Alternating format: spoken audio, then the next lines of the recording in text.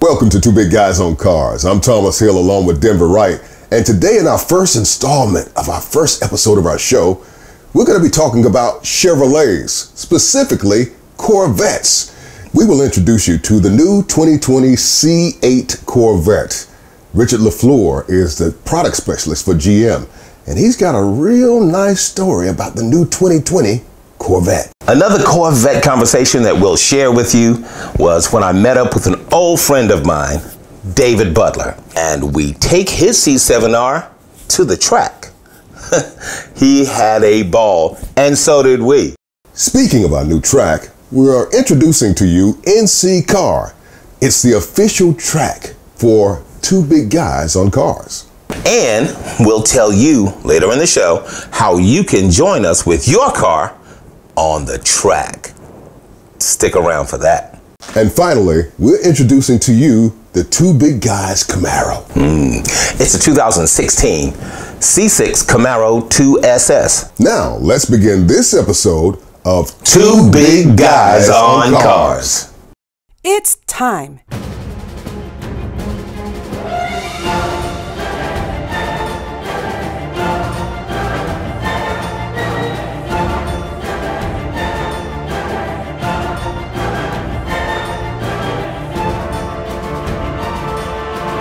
Pro Imagineering proudly presents Two Big Guys on Cars. Now, here are your hosts, Thomas Hill and Denver Wright. I'm excited to introduce to you the Two Big Guys on Cars Camaro.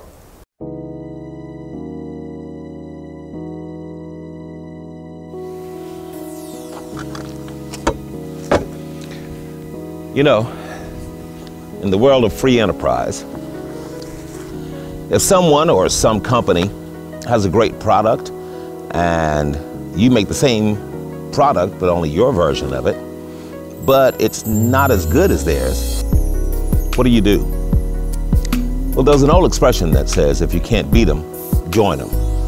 Free enterprise has kind of changed that expression to say that if you can't beat them, buy them. Well, Chevrolet has changed that expression yet again. Their version says, if you can't beat them, copy them.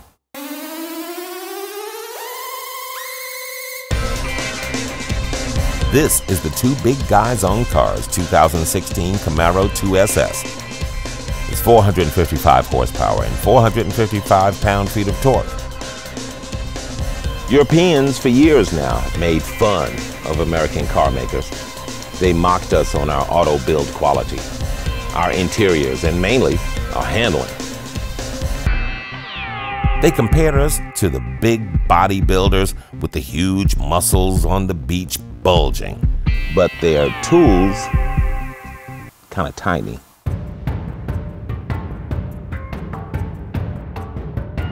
In better words, they said we could go fast in a straight line, but not go around corners. Al Oppenheiser, lead engineer for the 5th and 6th generation Camaro, was tired of hearing it. Oppenheiser was the driving force behind so many great versions of the Camaro, including the track-crushing last generation Z28, the current 1LE performance package models, the absurdly fast ZL1, and the wild ZL1 1LE. Remember when serious car enthusiasts thought of Camaro as being all style and no substance? Well, Oppenheiser is the reason they don't anymore. After 10 years of absence, Chevrolet brought back the Camaro in 2009. 5 years after Ford brought back the '05 Mustang that followed that trend of the throwback-styled cars. The Camaro has outsold its arch-rival Mustang every year through 2014, totaling more than 500,000 cars sold. The 5th generation even stars in movies, namely the Transformer series. Yet, it is big, heavy, difficult to see out of, and has a propensity for understeer through the corners. Whereas the 5th generation car was built from the full-size Holding Commodore's Husky foundation, a car and chassis built in Australia, The 6th generation Camaro shares its lightweight architecture, which also underpins Cadillac's ATS and CTS. As a result, it loses more than 200 pounds compared to its predecessor, which translates to a range of 3,600 to 3,700 pounds, which is slightly better than the new Mustang. The new car is also smaller overall compared with the outgoing model, about 2 inches shorter, nearly an inch narrower, and an inch lower in terms of its roof height. And even though it doesn't look it, this 6th generation car is smaller than the Mustang. This SS model, with its 6.2-liter V8, is faster than the Z28 version of the 5th gen, with its 7-liter power plant, especially around a track. But then something happened. The 6th generation Camaro, each year after its release, has slumped in sales following the Ford Mustang, even though it's such a better car. There's been many different opinions why. Some say the body style was too much like the 5th gen, but every single part is brand new save for the SS emblem. Frankly, it doesn't matter why, but what matters to me is that it handles just as well as its European counterparts. It hauls on the straights, but it does actually go around corners. In fact, it handles so well that it was the first American-made pony car that has been considered a sports car. How did they accomplish this? After 50 years of trying? It's the chassis. This car is super balanced, super stiff, and it's super responsive. The rumor is that the chassis beneath the Cadillac ATS and CTS was actually the same one that makes the BMW M3 king of the sports saloons. GM bought a brand new M3, took it apart, and copied the chassis bend for bend, material for material, part for part. The business calls this process benchmarking. The same thing was done in developing the new C8 Corvette. They benchmarked a Ferrari 458 and a McLaren. Frankly, if that's what they had to do to get the great handling, the great responsiveness, and now the performance that America has been lacking, I say yeah. If you can't beat them, copy them. Copy on, GM.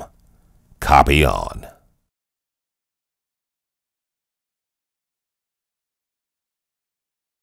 Oh man, that was exciting. The 2 big guys on Cars Camaro around the track. Oh man, it was absolutely beautiful. Poetry in motion. Now let me tell you how we can put your car out on the track. Go to our website at 2bigguys.com. That's the number 2, bigguys.com. And while you're there, make sure you visit our YouTube channel and subscribe to us. Because if you subscribe to us, then and also hit the bell notifications so that you'll always know when we upload a new video, and we'll have special features, have all that kind of stuff on there. But mostly, you'll be then eligible to join us in our activities, one of which will be for you to bring your car to NC Car.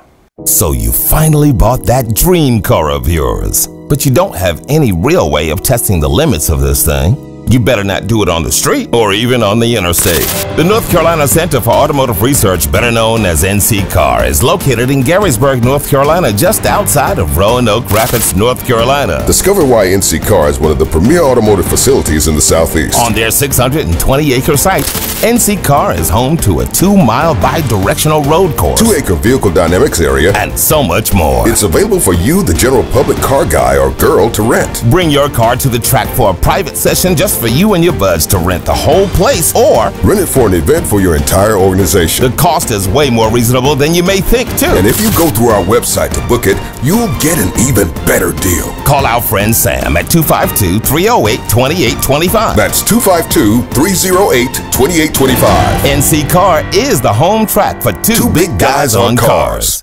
This is 2 Big Guys on Cars. And now we introduce you to Richard LeFleur, product specialist for General Motors and Corvette, as Denver Wright and he expound on the new 2020 C8 Corvette. It's gonna be good. Well, good afternoon, everyone. I'm Denver Wright, the Wizard. Over there, that you can't see him, is Thomas the Thrill Hill. And we are, of course, from Two Big Guys on Cars. And I'm so fortunate today to come across this wonderful facility known as Hendrick Chevrolet in Cary, North Carolina. And next to me, I have a wonderful guest, and his name is Richard. And his last name is Product Specialist. Yes, Richard, Product Specialist. It's got a heck of a ring to it. Yes, it does. Yes, it is. I love. Now, what's your name for real? My name is Richard LeFleur. I am the East Coast Product Specialist for the new C8 Corvette, which you can see behind us on the East Coast Corvette Tour. We're doing about 100 dealers from as far north as Maine, as far south as Florida, and it doesn't go to every Corvette dealer. So it's sporadically we're touring around the States, basically. Correct. Yeah, so we're glad to be here. Hey, and we're glad to have you here. We're glad to have the car here, especially. Yep. And this car has been probably the talk of YouTube for the past year or so. I mean, folks have been stalking it. Yep. And trying to get shots of it when it was in camo form. Yep. Now, from what I looked at Corvette at Carlisle, I think it was that one, they actually had a bunch of them there. Yeah, we had multiples. So we have a couple of units. We have two on the press tours, one on the West Coast tour, one on the East Coast tour. Okay. There's also a consumer tour that has some more. Then we have engineering vehicles and stuff out too, and a lot of those made their way to Carlisle. Wow, gotcha. Now, one thing that I noticed, another thing that I noticed, a lot of the cars that were at Carlisle, some of them did not have the emblem on the hood. Oh, that I don't know, to be honest. I'm not familiar with those vehicles. Oh, cool. Those vehicles were the ones that were in camo. Oh, I see. Yeah. Interesting. Yep, those are the ones that were in camo. Once they took the camo off, they never bothered to put them. Yeah, put them back on. Yeah. I mean, it's been overwhelming because this is the most anticipated vehicle launch in 20 years. Absolutely. And I mean, if you can see the turnout behind us, this is what we're seeing at every tourist stop up and down the East Coast. So it's exciting. It's a lot of history coming to fruition. So it's neat to see people this fired up about it. Over an American-made car. Over an American-made supercar, which is exciting. Supercar, absolutely. Yeah. Now, I want to ask you some stuff that's really way behind the scenes. Oof. And I'm sure that you're not going to answer some of it. I may not have answers, but I might. I'm not sure. Okay. Now, I own a 2016 Camaro 2SS. Cool, yep. And from what I understand, they bought a BMW M3, took it apart, studied the chassis, and made a chassis almost just like it, which explains the great handling. Now, with that in mind, the rumor is that Chevrolet bought a 458 and did the same thing for this car. Yeah, we were benchmarked against the Ferrari 458 Spider and also the McLaren 570S specifically. Wow, both? Both. Nice. Yeah, so those are kind of what our goal was, to match performance and come in at a fraction of the cost, which we've managed to do. Absolutely. So we're now more than competing with half. those guys for the first time ever, really. Yes. Because a front-engine sports car is just, it's hard to compare to mid-engine just because they're designed to do different things. Correct. And physics dictates they're going to do different things. Absolutely so correct. We're now competing toe-to-toe with those guys. Nice. Now, in you benchmarking against especially the McLaren is a carbon fiber tub, whereas this one is not. Center tunnel, yeah. It's a center tunnel, and which is the main support for the car. Yeah. So, two schools of thought when you build a mid-engine. You either have a tub chassis or center tunnel. Right. We went with center tunnel. So the bulk of our frame is built around a highly dense compressed aluminum backbone. We have 6 different compressed aluminum braces building the rest of the frame off of that. It sounds very disjointed. Okay. It really isn't. We've actually increased structural integrity by 10%. 10% more rigidity in our frame than our outgoing C7. Okay. And the benefit of having a center tunnel, you have space all the way around the car to run coolant, electronics, all the other internals. Right. So you're gaining space, basically. For the consumer, the best part about it is the fact that we don't have that much of a door sill to try to get out of the car. Pole vault over to get out. Absolutely, absolutely. I mean, it's like, we need monkey bars to get out of the 720, the 570, all of those cars, including even some of the way more expensive cars like the $250,000 Wyra, as an example. You can't get out of one. When you get in it, the floor pan is so deep in the car. Yeah, it's a deep well. And being that there's no support in the middle for the most part, then yeah, all the support comes from the side of those cars, whereas this was mid. Yeah. Now, with it being aluminum instead of carbon fiber for the car, for the tub especially, then that brings the price down. Yeah, cost of production. It was super important to our design team that the car was attainable not only in upfront purchase costs, what you're paying at the dealership, but also in terms of wear and tear. So this is, and maintenance. So this is one of the only mid-engine sports cars you don't have to drop the motor out of all the time. Right. You can still turn your own wrenches on this. So that's pretty cool. They did a great job not isolating the Corvette enthusiasts that have had Corvettes for generations and generations. Yes, yes.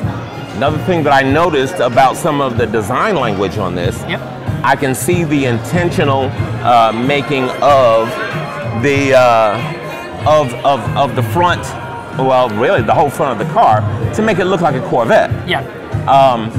But here's the thing that puzzles me: the shut line on the front looks like a Lambo. It's similar. A lot of guys also think it looks like the Stealth Fighter.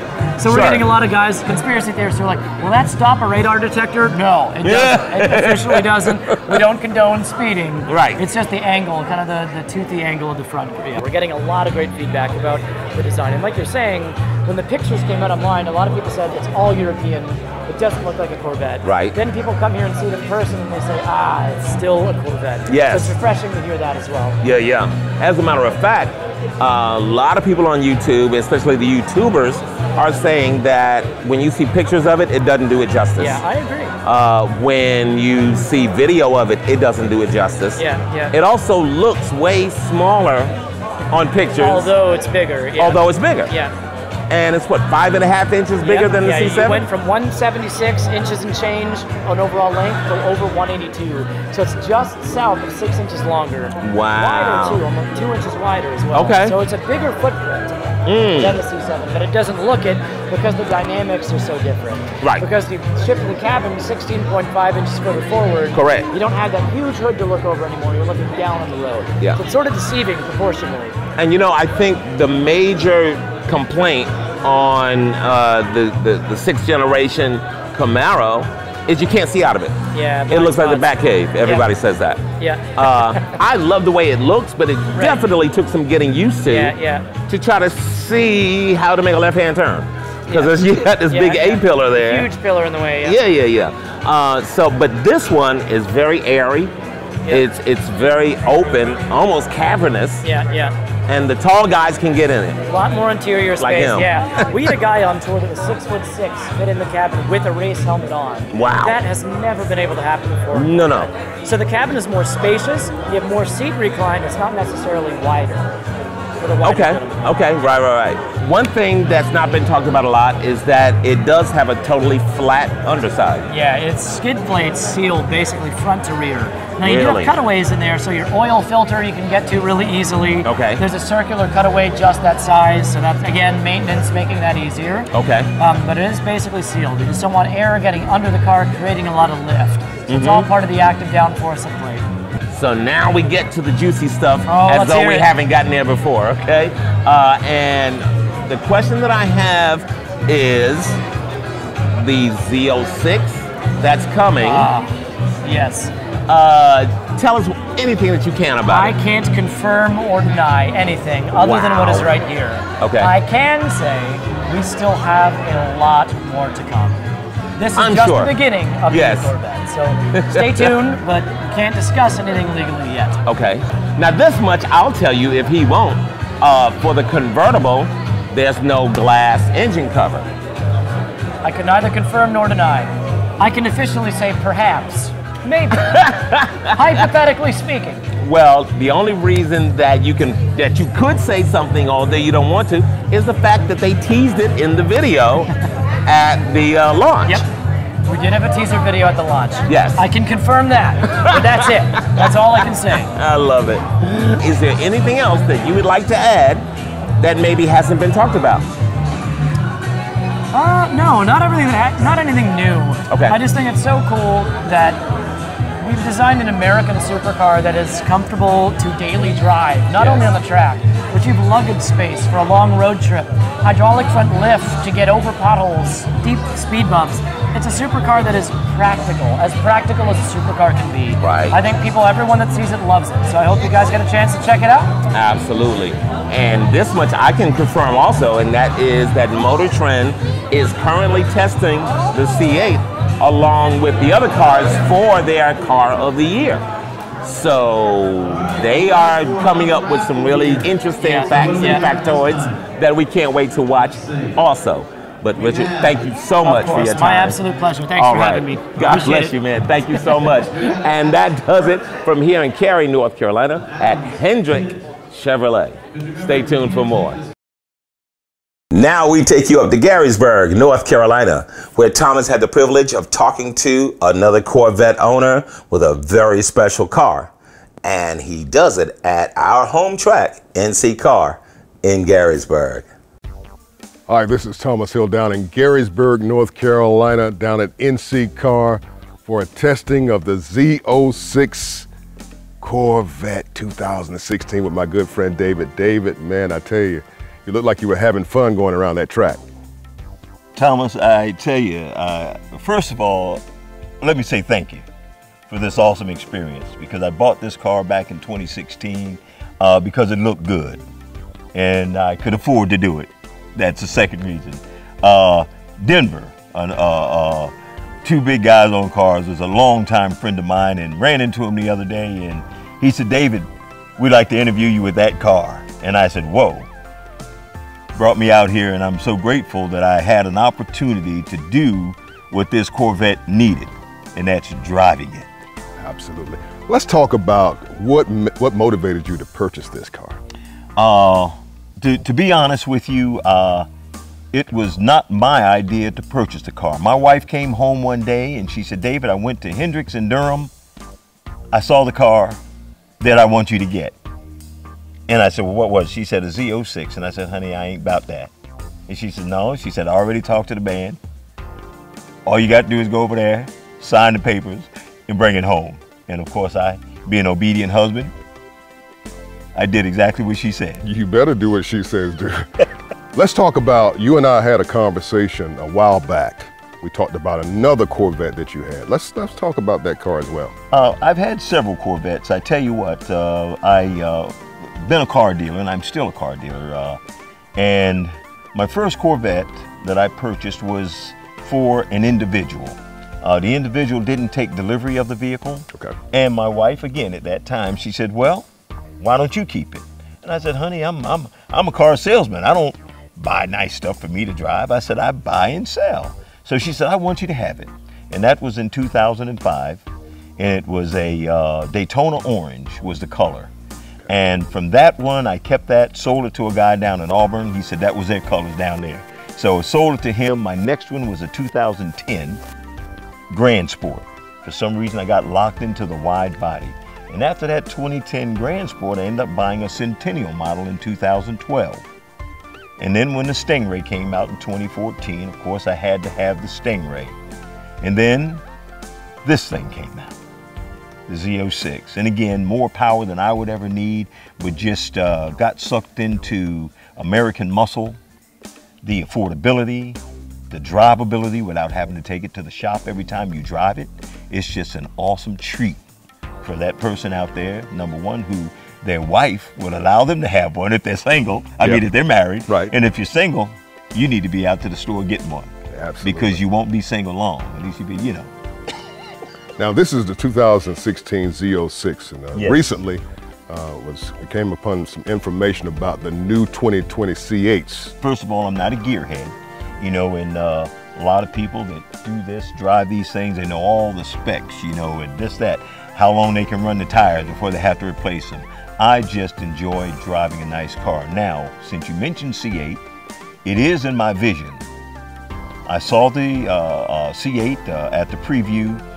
However, I'm not the guy that goes out and gets the first one. I want to wait until the subsequent items come out, the Z06 model, the Grand Sport model. something that's a little bit more beefier, a little bit more sexier perhaps, if you will, something that looks a little bit more than just the average Z51, which is an awesome setup. Right. But I wanted something a little more unique. Sounds good to me. Thanks so much, David, for sharing the car with us today on the track day, along with the Two Big Guys on Cars Camaro. From my heart to your heart to your heart, we thank you so much for this time. Well, I thank you, Thomas, for this opportunity. Again, this car has never seen what it saw today, and this is not the end. Absolutely not. At NC Car, I'm Thomas Hill for Two Big Guys on Cars.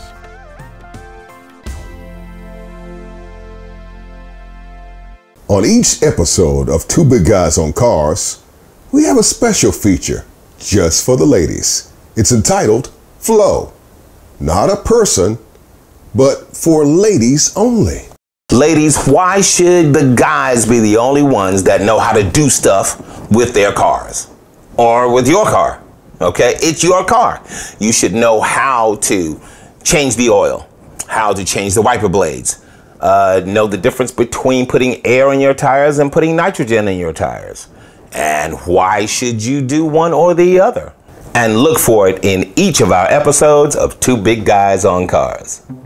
We're at Cars and Coffee down in Elon, North Carolina with my good friend Norman and the 1958 Corvette. Norman, tell us about this car and how you came into acquiring this car.